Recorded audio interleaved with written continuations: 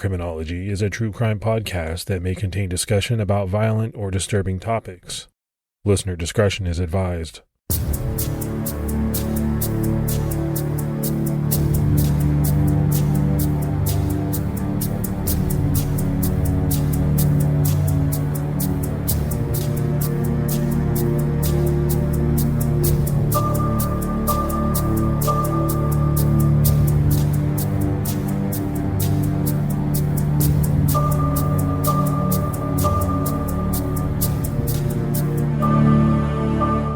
Hello, everyone, and welcome to episode 259 of the Criminology podcast. I'm Mike Ferguson.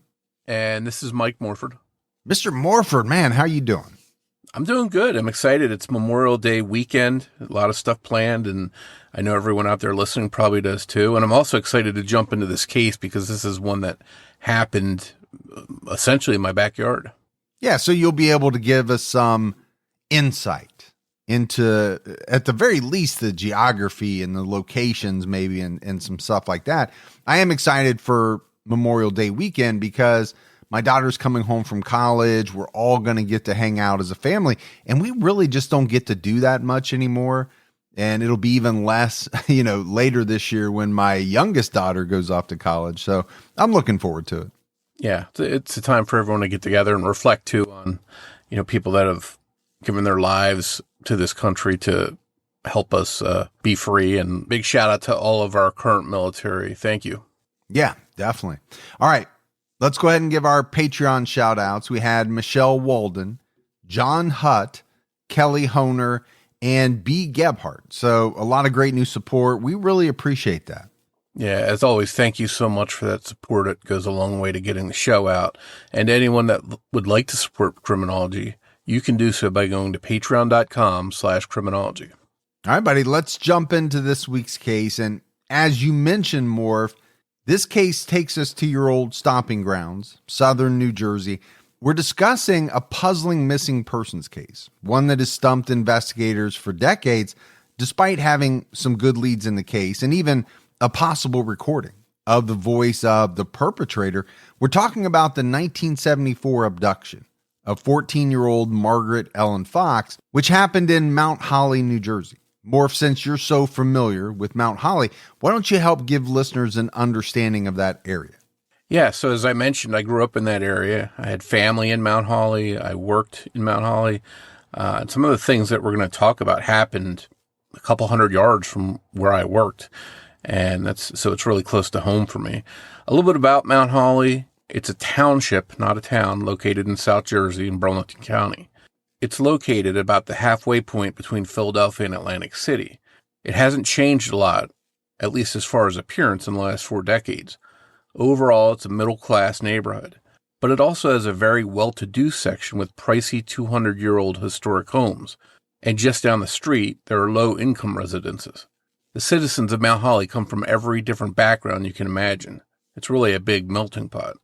While both ends of the Mount Holly area, where most people live, are quiet, the center of town is really busy, and there are large courthouses, county offices, restaurants, and bars. It's bustling and busy in the center of town, and the roads are dotted with public bus stop signs. And as we'll get into, that specific mode of transportation played a big role in this case. It was from one of these bus stops that Margaret was abducted. The population of Mount Holly today is around 10,000 people. Back in the mid-'70s, when this case took place, it was a little larger at around 12,000 people.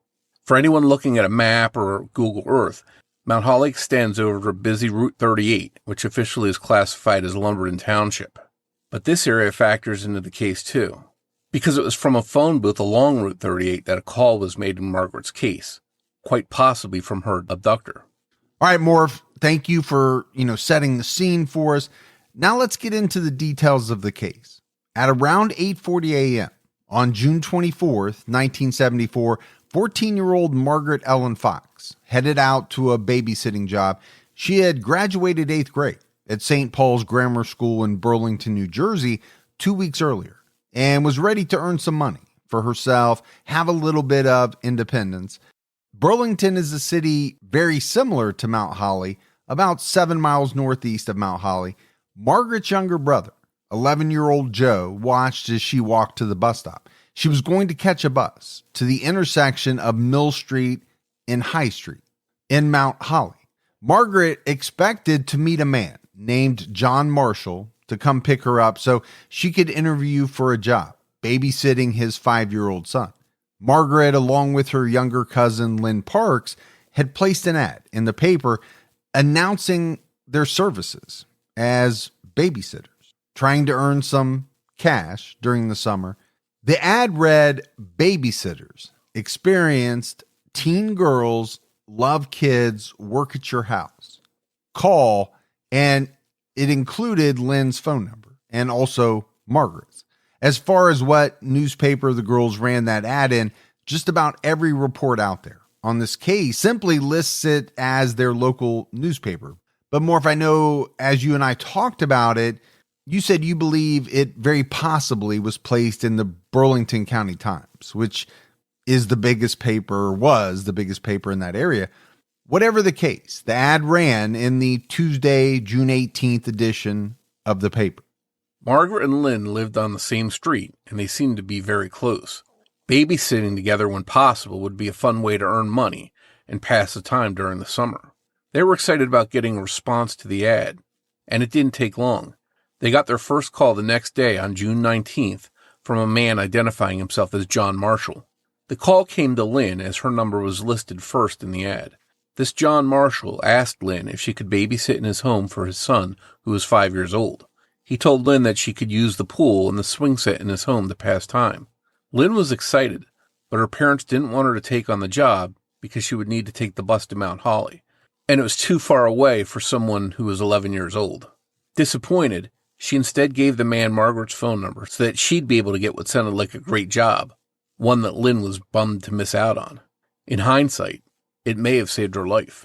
So this is 1974. I was barely born at this point in time. Obviously, we're talking about a different time period than the one we live in today. I can't even imagine my daughters, when they were that age, getting up the gumption to place an ad in the paper.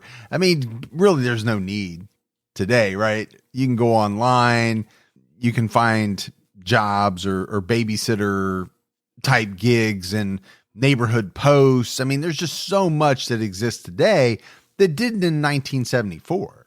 But, you got to give it up to them because they wanted to earn some extra money and they came up with a plan.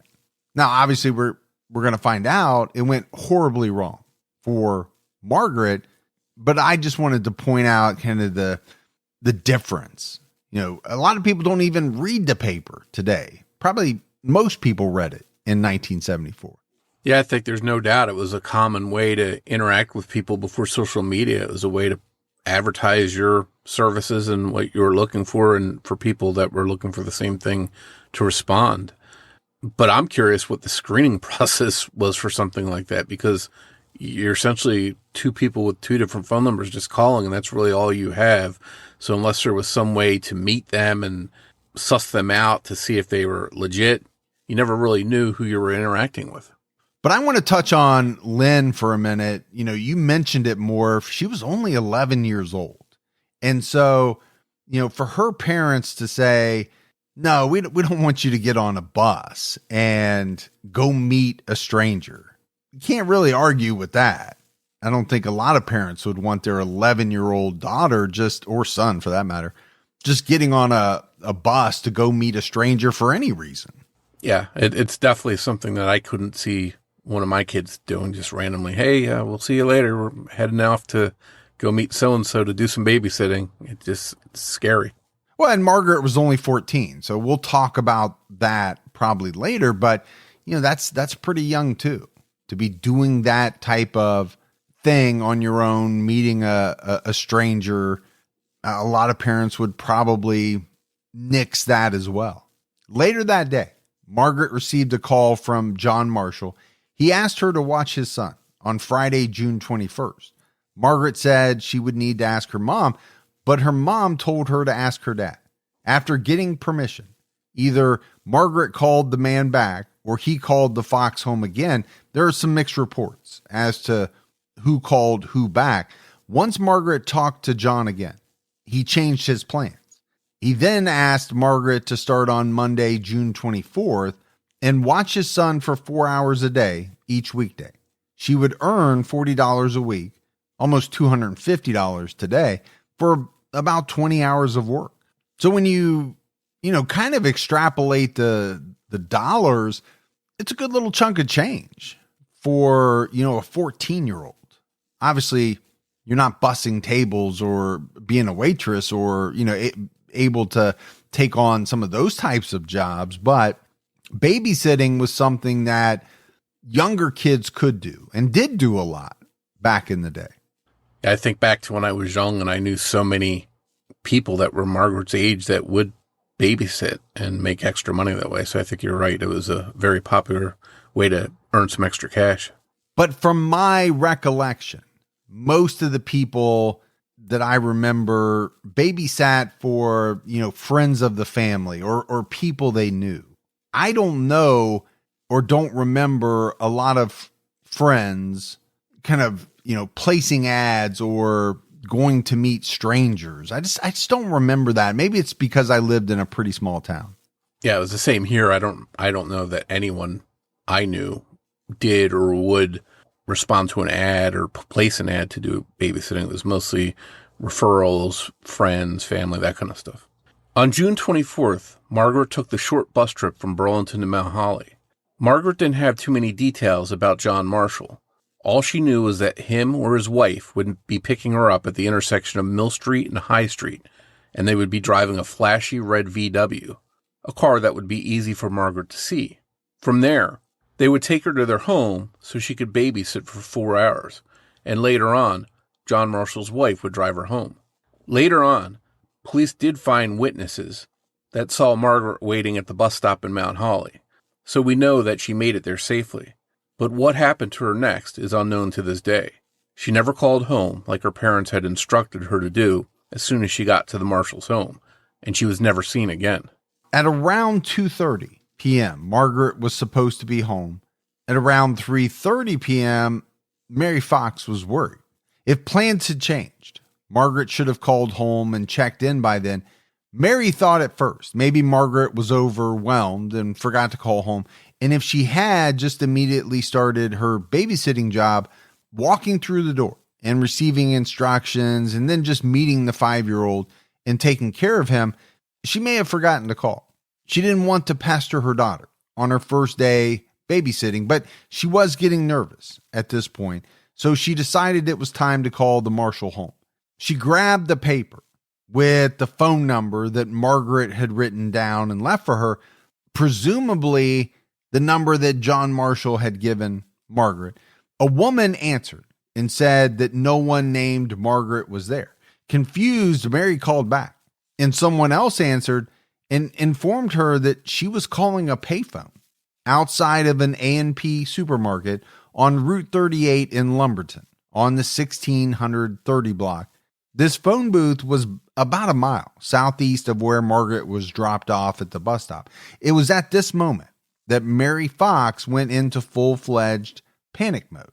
So there's a few things here to unpack. And, for me, it's this point in any case of an unsolved nature where someone, normally a parent, a family member, starts to worry, and that worry escalates into panic. So we're at that point, but I want to go back to Mary not hearing from Margaret. She was instructed to call when she got there.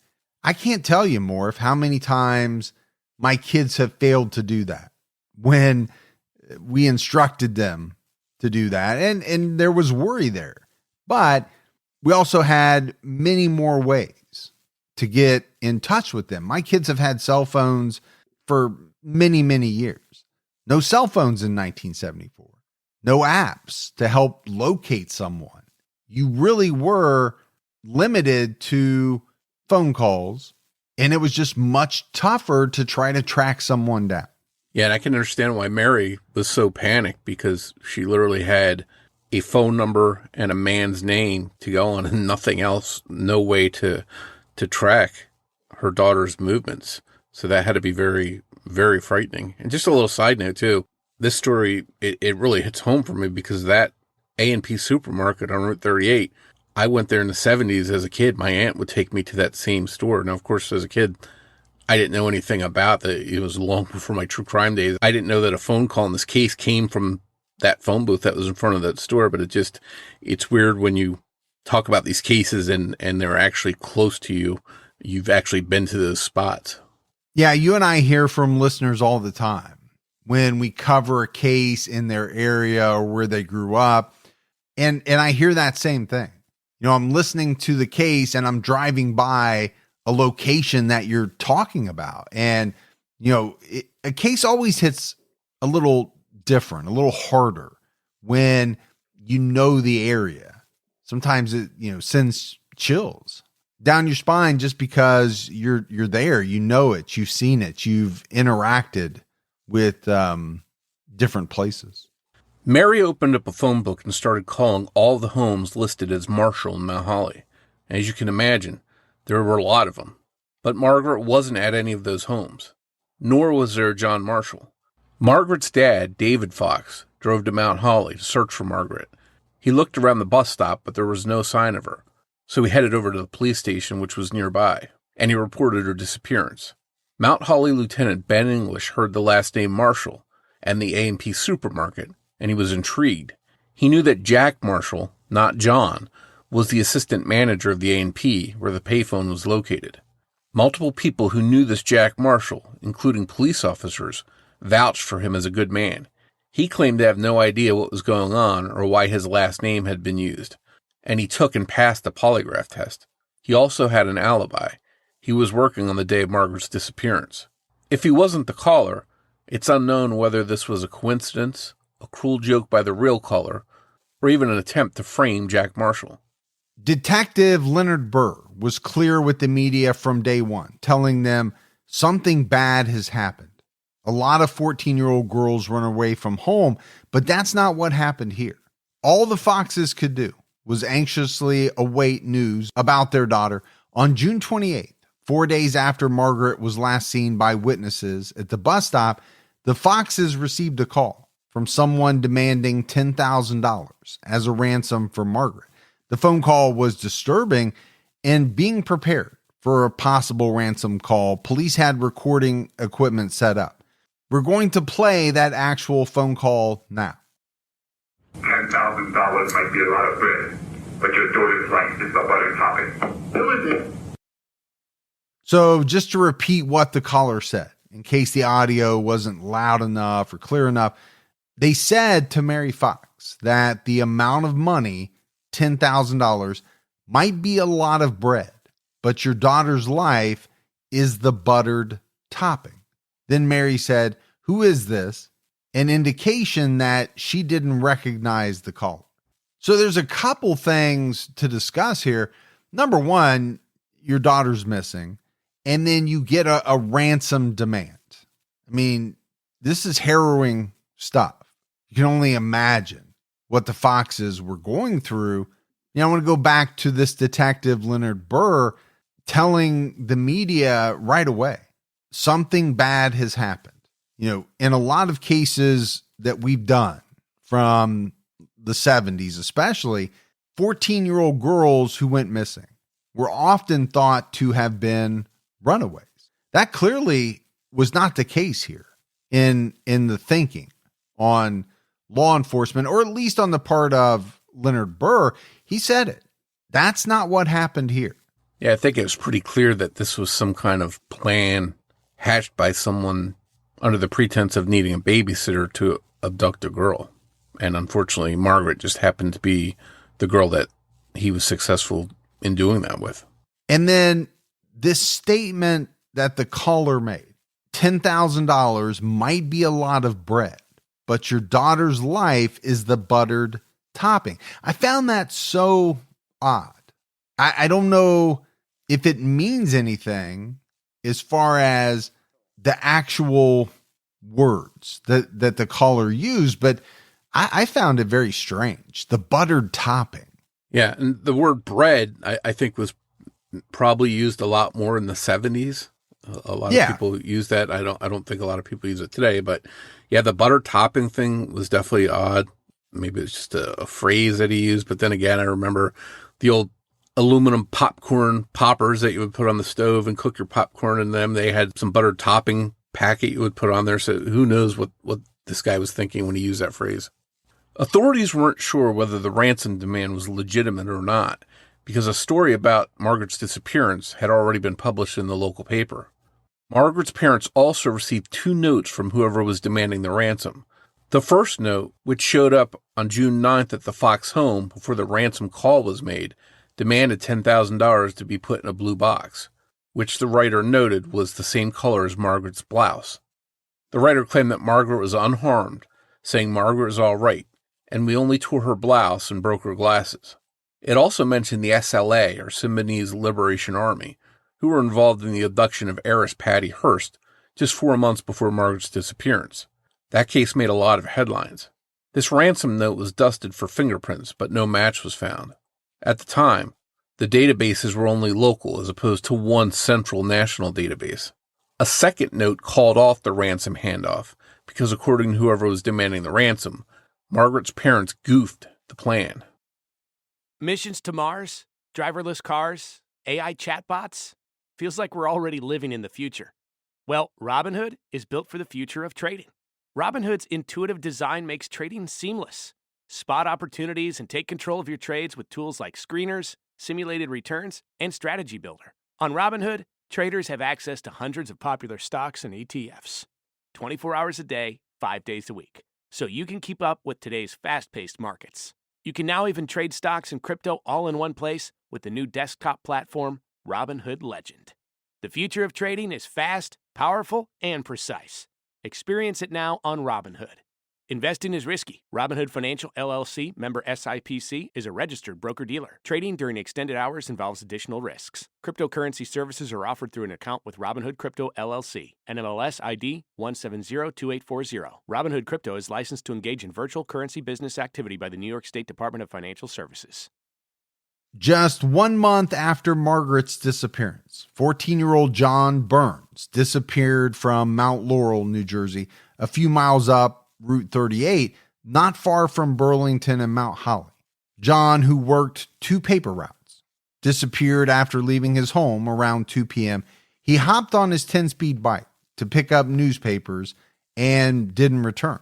Due to his age, the location, and how fresh in the mind of residents Margaret's disappearance was, many wondered whether the 2 disappearances were related. But police found nothing to indicate that the 2 cases were connected in any way. Thankfully, it turned out that there was no foul play involved in John's disappearance at all. He had simply ridden off. He was found at 2:10 a.m., about a week after going missing, 427 miles from home. The odometer on his bike reflected every single mile. He had not been picked up and dropped off.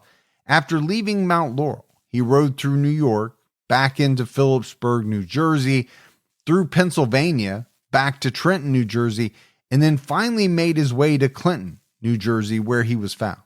So this was just a case of a teenager actually running off on his own. So with the Burns case not being connected to Margaret's, and no idea if the ransom caller was actually Margaret's abductor, police were back to square one. It was discovered that Margaret had written in her diary about wanting to move away from Burlington, maybe to California or Florida, to get a fresh start. She had been bullied at school and wrote about other children throwing snowballs at her. She really doesn't look happy in her school photo, which seems to be the one that's most widely used for publicity for her case. But despite the entries in her diary, police still seemed sure that Margaret had left home intending to babysit and safely return, and that she didn't run away. And police never seriously considered her a runaway. But obviously, some kids did run away. Some kids run away today. I mean, you just have to look at, this case of John Burns. This 14-year-old rode 427 miles over about a week's time period. We don't have a lot of the details on why or exactly what happened, but it's interesting to me that they dismissed that thought in Margaret's case so quickly, essentially from the start, because that's different from what we've heard in some other cases. Yeah, we often hear, well, they probably just went out to have some fun. They'll be back. They're hanging with their friends, something like that. In Margaret's case, it seems like they never really felt that way at all.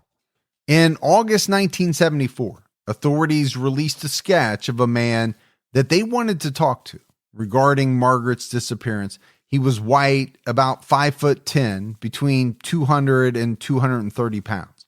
He had what was described as very blue eyes, light blonde or reddish hair, worn in a crew cut, graying with very noticeable, even white teeth. In May 1974, a man fitting this description had attempted to pick up a young girl in Mount Holly in a red or orange Volkswagen. There was a registered sex offender known to drive a red Volkswagen in Mount Holly, but he had an alibi for the day Margaret disappeared. He had been talking to someone on a ham radio when Margaret got to Mount Holly. He was cleared in 1978, but some people wonder if whoever called Margaret knew about this man and wanted to throw investigators off his own trail by pointing to a known sex offender. In May 1976, 53-year-old Charles M. Cloudbridge from Harrisburg, Pennsylvania, was sentenced to 2 to 3 years in prison for false confession regarding Margaret's disappearance. He made this false confession in November 1975, claiming he had murdered Margaret and dumped her body off a cliff in New York's Catskill Mountains. Multiple agencies searched the area for 3 months on a false lead. Authorities found records proving Cloudbridge had been receiving psychiatric treatment in a hospital at the time Margaret disappeared, making it impossible for him to have been John Marshall. This, unfortunately, was another wasted lead that investigators had to run down. And this is something more that I still don't understand. The number of people that we've seen in the cases that we've covered who have come forward and made false confessions. I mean, it's one thing for police to, intimidate someone, kind of beat them down to the point where they confess to something because they just want to get out of the room. I'm not sure that's what happened here. There are a lot of people that just come forward and say that they committed a crime that they didn't do. Now, obviously, it sounds like this guy had some mental health issues that most likely played into it. But, for a lot of people, I just don't understand why someone would come forward and try to take credit for, a crime, a kidnapping, a murder. Doesn't make sense. And the shame of it is that detectives have to look at those leads, check them out, and at the end of the day, if they're a waste of time, it's a waste of police resources when they could be doing other avenues of investigation that might actually lead someplace. On June 14th, 1977, 15-year-old Patricia Coulthall disappeared from Milltown, New Jersey. This is a town about 45 miles northeast of Mount Holly. As in Margaret's case, Patricia had placed an ad in the paper offering her babysitting services. The first person to call about the ad was a prank caller who said obscene things. Next, a John Anderson called her and she scheduled an interview. When she left the home around 7 p.m. on the way to meet John Anderson, she disappeared. Immediately, authorities began to search for her. Middlesex County prosecutor C. Judson Hamlin told the New York Daily News, "We are treating this case as an abduction." In Patricia's case, this Mr. Anderson called Patricia's mom, Judy, the day after her disappearance and said he had spoken to her for 45 minutes at his house on Fresh Pond Road, but never saw or heard from her after that. Police investigated the location and found that there was no John Anderson who lived there. On June 16, 1977, 3 teenage girls walking in the woods off Dutch Road in East Brunswick, New Jersey, about 5 miles from Patricia's home, found her body. Her purse was next to her. She was fully clothed, and there were no signs of sexual assault, but her blouse was in disarray, due to her killer apparently dragging her body. She had been stabbed 29 times. Detectives were working a different case when they stumbled onto Patricia's killer. A man reported that his daughter received a job offer from a man calling himself Mr. Anderson, but he wanted her to take the bus and meet him alone at a shopping center. She wouldn't and told him she couldn't go anywhere she didn't tell her parents about. The man left his number in case she changed her mind, and with that, the police were able to track him down. Apparently, there had been a rash of obscene phone calls to young women in North Brunswick around that time. The number from Mr. Anderson actually belonged to Jack Owens Houseman, a 6'1", 260-pound man nicknamed Judo Jack. This Jack Owens Houseman had been convicted of 2 sexually motivated crimes in the past. The first, in October 1972, was when he asked a woman for a ride to work, but ended up forcing her to drive to a secluded area at knife point.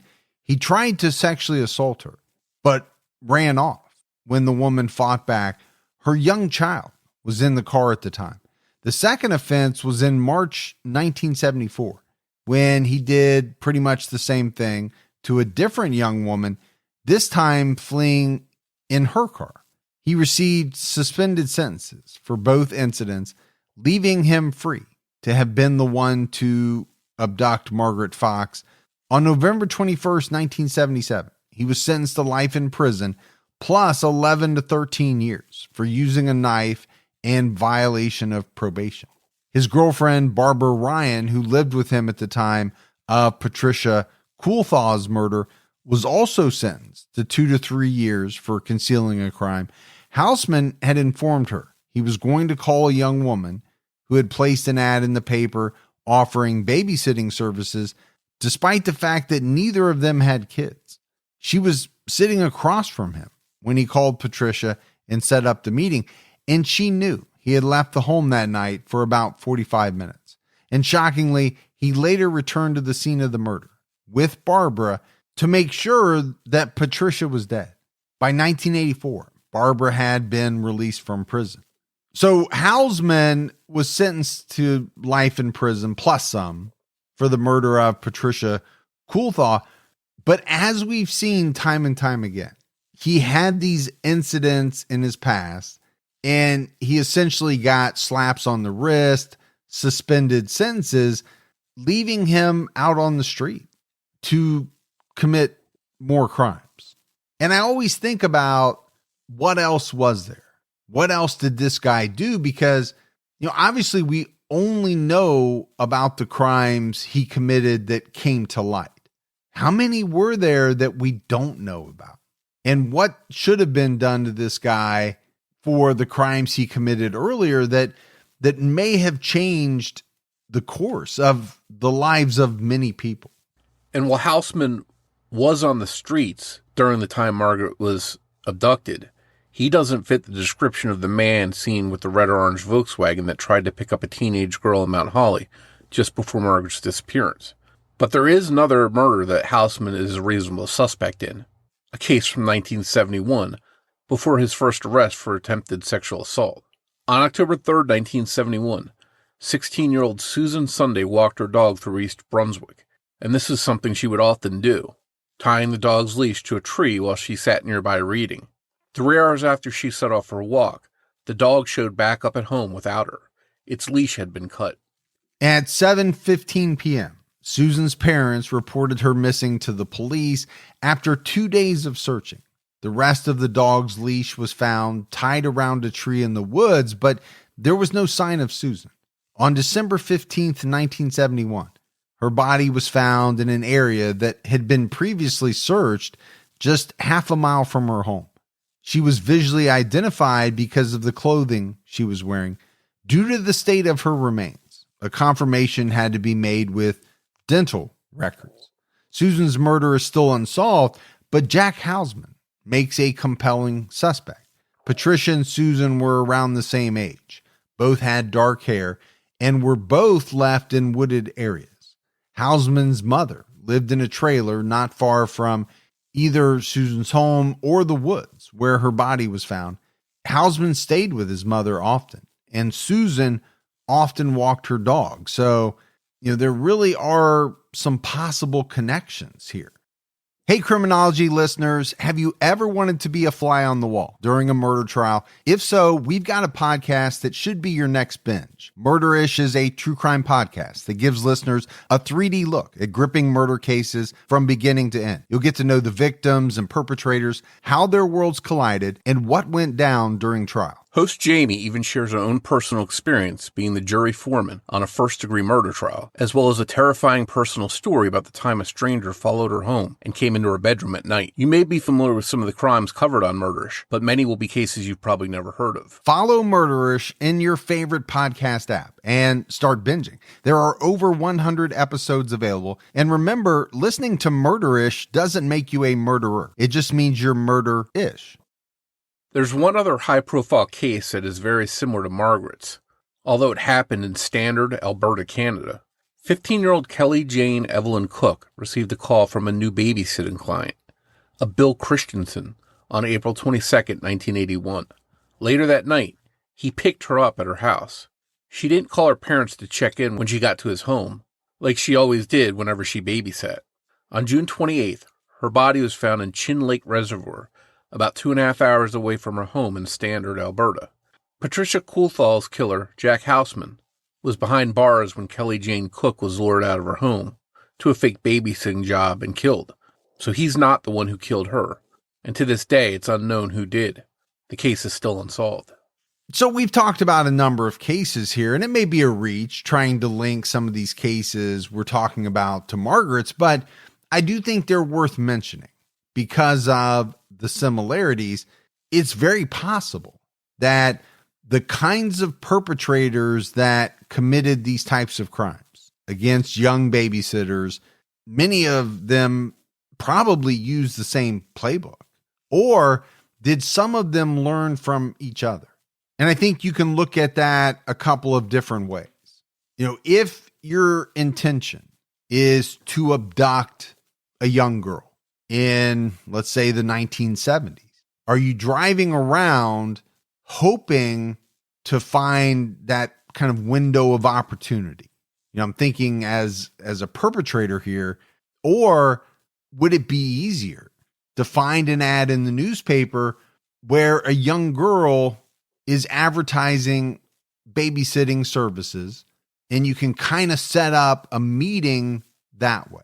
So I'm sure these cases are not all connected. We know they're not, but it's scary to think that probably so many different people thought of that same thing as a way to lure young females to a spot, a location where they could do what they wanted to do. It's sick, but it seems like it happened. Now, when you get into the area of criminals learning from other criminals, are they reading things in the paper and then thinking, oh, I should do it that way? You know, that's a scary thought as well. Yeah, and using the phone to carry out some of these crimes, I mean, it was so far back that we're talking the days before Star 69 or caller ID, that kind of stuff. So if someone wanted to perpetrate one of these crimes over the phone, there wasn't much of a way to track them or identify who they are. Of course, if a tap was set up, they could trace calls, things like that. And, you know, once it got to that stage, they could try and keep someone on the line if they called. But just calling initially, there'd be no real way to ID them based off a phone call. Well, also in the 1970s, there was no surveillance video. Like I mentioned earlier, no cell phone tracker apps, no social media. If a young babysitter left the house, there was really no way to keep track of them.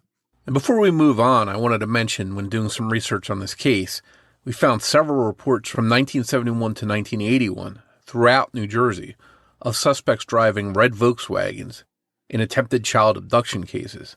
Could one of these incidents be connected to Margaret? Possibly. But then again, we really don't know if Margaret's abductor had a red VW.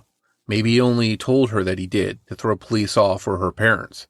He could have met Margaret at the bus stop and told her that his red Volkswagen was broke down or something along those lines, and drove her away in an entirely different vehicle.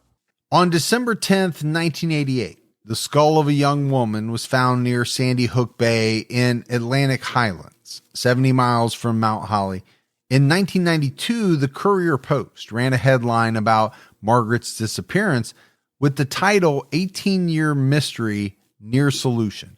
Authorities believed that the skull found in Atlantic Highlands could be Margaret Fox. A clay reconstruction of the skull resembled Margaret, and her clothes were even similar. They were both wearing brown strapped sandals. So obviously, along with the skull, they found some clothing as well.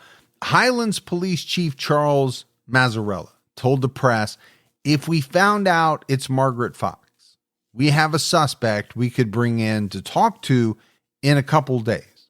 So you can see why authorities were hopeful, but nothing ever came out of this. They were unable to compare Margaret's dental records to the Jane Doe's because Margaret's had been lost.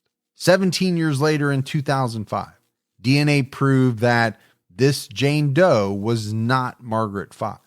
But what I did find very interesting is this police chief saying, if it turns out to be Margaret Fox, we have a suspect we could bring in to talk to. So they had someone very high on their radar. But I'm taking from his comment that they needed to find her body before they would bring this person in. Yeah, and I'm curious as to what made this person a suspect in their mind. Maybe some kind of tie between Mount Holly and Atlantic Highlands, something along those lines possibly. In 2017, the Philadelphia Inquirer referred to Margaret's disappearance as Burlington County's coldest case. Retired Burlington police detective Michael DeLisio started poring over the case files and spoke to NBC News 10 in Philadelphia to ask for the public's help in the case. Detective Burr, now retired, wondered if maybe Margaret had run away. He told the Inquirer, if that's the case, then who knows? Maybe she just decided she liked her freedom and went off. He also acknowledged that when Margaret disappeared, the FBI and Burlington police were not cooperating with each other. They, like many agencies at the time, didn't freely share information. That's since changed, but it didn't help in Margaret's case. Burr told the Inquirer, the goal now is to solve a case, not get credit. You know, and Morf, isn't that something that we've seen in cases that go back many years?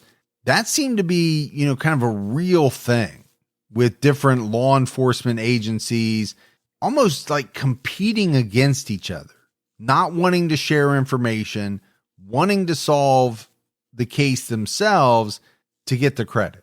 That's the way it seems. And I think he's kind of pointing that out. Yeah, and it was a real thing back in the 60s and 70s. And if you had an offender committing crimes in multiple jurisdictions, and if those jurisdictions weren't cooperating with each other, it may have gone to a lot of cases being unsolved. In 2019, on the 45th anniversary of Margaret's disappearance, Burlington Police Chief John Fine said to the Courier-Post that Margaret's disappearance was an open wound on the community. At the time, 2 of Margaret's 4 brothers were still alive. An age progression photo of Margaret was released showing what she may look like in her 50s. The FBI announced a $25,000 reward for information. And for the first time, the FBI also released an audio clip of the ransom demand, the one we played for you earlier. We don't know how long the call was, how much was recorded, or what, if anything else, was said. If the caller is really from the Mount Holly area, you might think his accent sounds familiar if you're a regular listener of this show. Because I think some people do describe it as a Jersey accent, maybe something along the lines of what you may have more. But many people hear a Pennsylvania accent, while some people hear North Jersey, and others think the speaker may not even be from the United States. Some people don't hear any regional accent. And some have theorized that the caller has a possible speech impediment. Morf, you grew up there. Did you think this caller sounded like a local? I actually felt that he had more of a North Jersey or New York sound in his voice. And, let me say up front, I'm not a voice expert, but it's not wrong to say that there's a difference in accent from North Jersey to South Jersey, and from South Jersey over to the Delaware River to Philadelphia, there's an entire different accent. And to my untrained ear, the caller had an accent on the word daughter, more like doubter than daughter. He also had noticeable accent on the word dollars. The O sort of sounded more like an ah sound. He spoke quickly, but enunciated the words, daughter's life is the buttered topping, emphasizing the word life.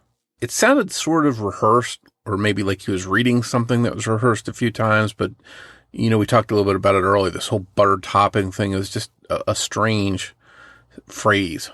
Yeah, and I often think that a phrase like that might stand out to someone because it is a little different. So you might have, you know, a person who you've heard use that phrase like more often than most people would. And maybe they would come forward and say, well, I know someone who says that all the time, but obviously that never happened in this case.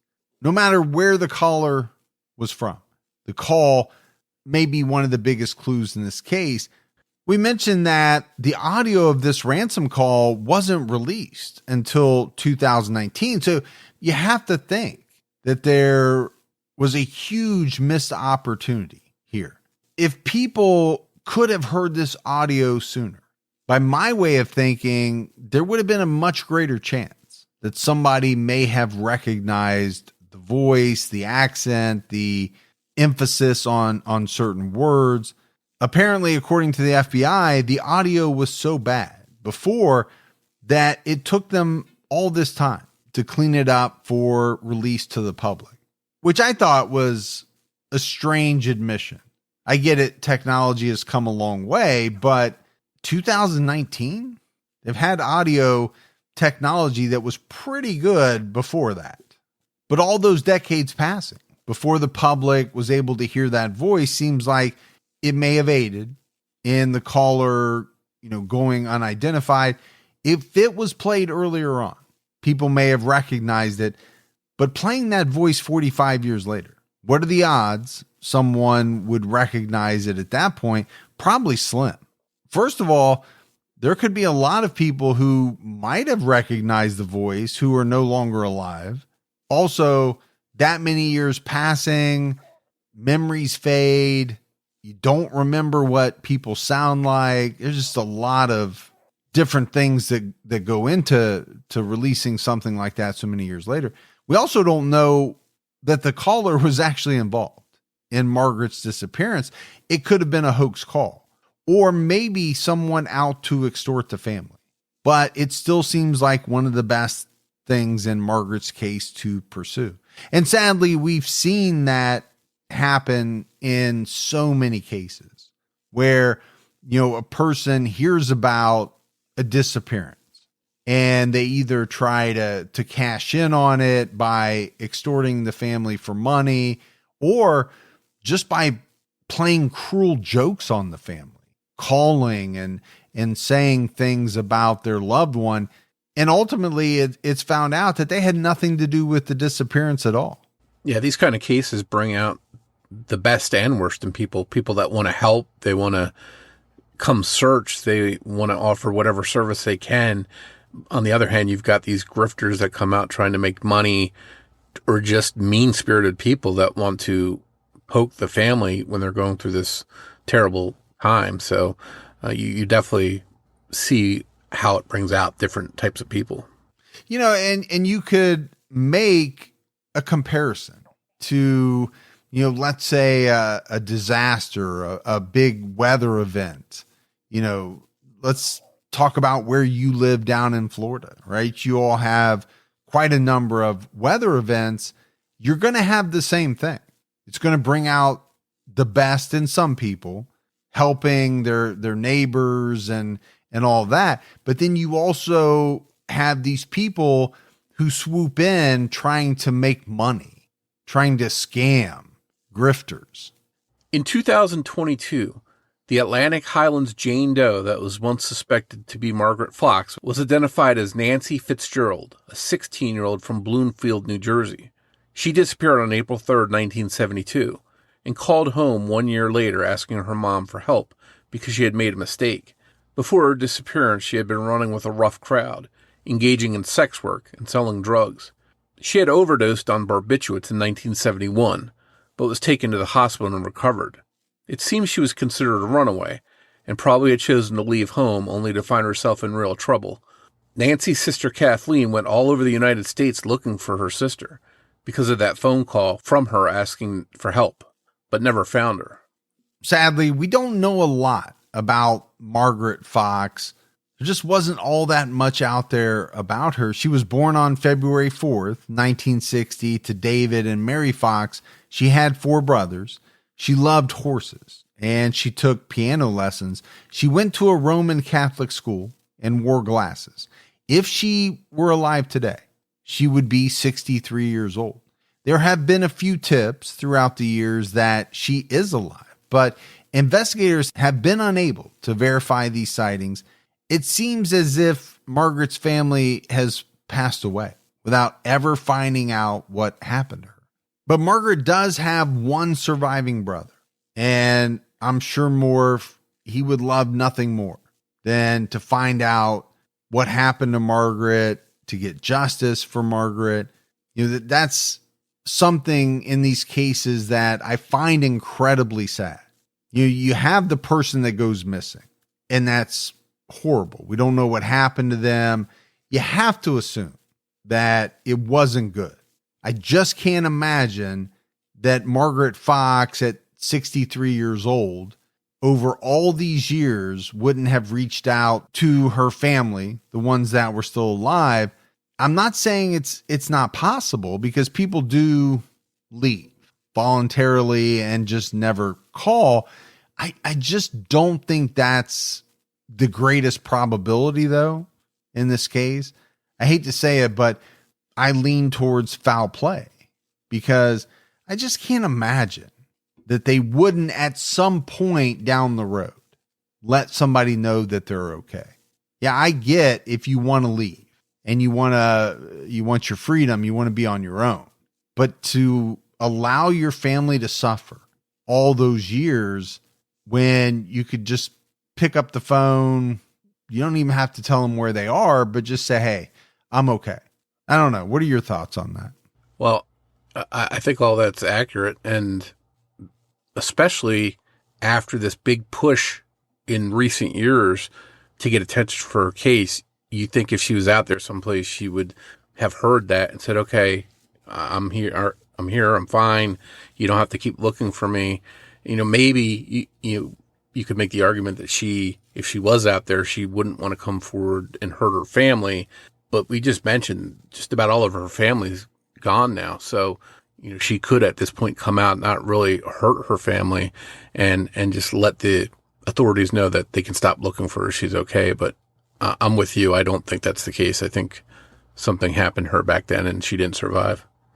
The other thing that really kind of entered my mind was, as we often see, as you're researching one case, you find all of these other individuals who are either, you know, convicted of doing really bad things or suspected of doing really bad things, kind of operating in the same area around the same time frame. You know, those are just scary thoughts that, number one, anybody out there is looking to abduct and harm, you know, a young person, but that there's possibly multiple people in the same area operating at the same time.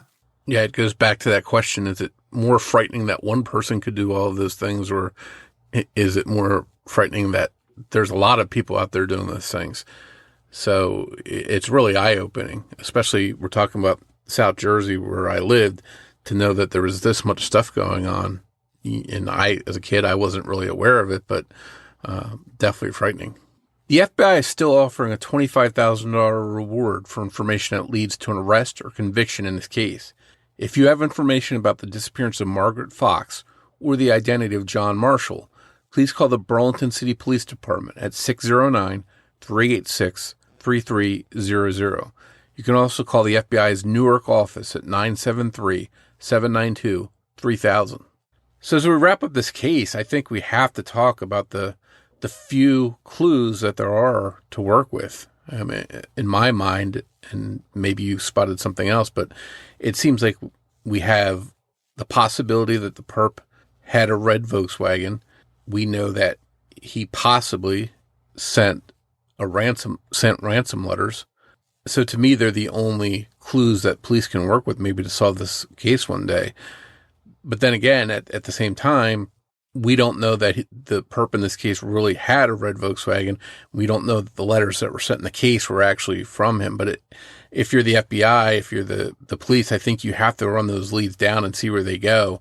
And if you can identify someone who's tied to either of those, then you can backtrack and figure out if they could have also abducted Margaret. The letter writer may have took steps to avoid leaving prints on that letter, but he didn't know about DNA. So if he licked the stamp, if he licked those envelopes, might there be DNA on there that they could do genealogy on and ID the person that sent that letter? And at the end of the day, maybe it turns out they were just doing a hoax, but at the same time, it could be someone connected to Margaret's abduction. Yeah, my mind was kind of going the DNA route, but I think that all hinges on whether or not they still have that evidence, how they preserve that evidence, because as we've often seen, there was no way that authorities in the early 1970s could have foreseen that this amazing DNA technology was going to come along. So, a stamp, the thought of doing something with the saliva that might have been on the envelope, it just wasn't a thing. Yeah, to your point, if this stuff's still in evidence, we know stuff gets lost. We mentioned that even Margaret's dental records were lost and they couldn't compare them against that skull that they found. So if her dental records can get lost, what else in this case may have been lost over the decades? Well, but that's what happens, when a case spans 50 plus years, things disappear. You'd like to think that never happens, but unfortunately it does. We've done cases where evidence has been damaged by, a flood or some other type of disaster. It happens. Yeah, at the end of the day, I'd love to see this case solved, but unfortunately, I don't have too much hope that it will be. I think it's a tough one. There's no doubt about that. But we never say never, right? The hope is always there.